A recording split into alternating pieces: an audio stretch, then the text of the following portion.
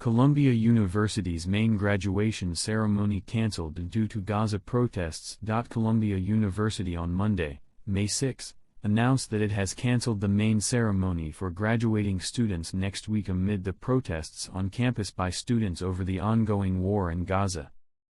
The prestigious university in the United States stated that it would forego the university-wide ceremony that is scheduled for May 15 and hold a series of smaller events instead.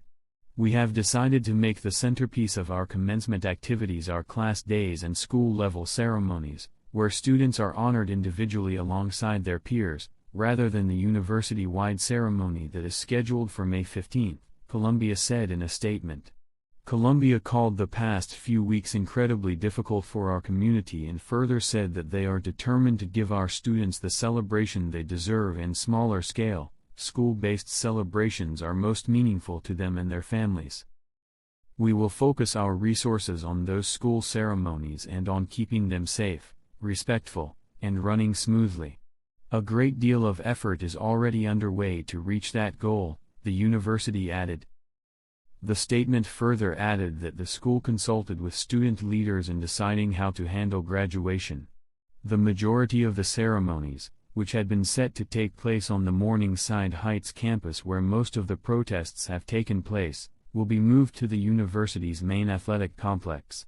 The violent protest at Columbia University drew national attention, with former United States President Donald Trump even comparing it to the January 6 Capitol attack.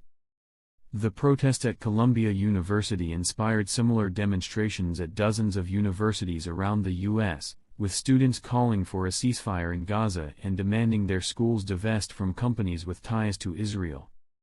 New York City police cleared a Columbia campus building last week that had been barricaded by pro-Palestinian protesters, arresting more than 100 people and dismantling an encampment.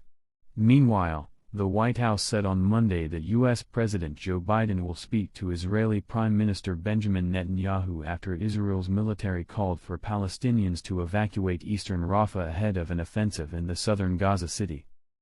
"We can't speak for IDF operations.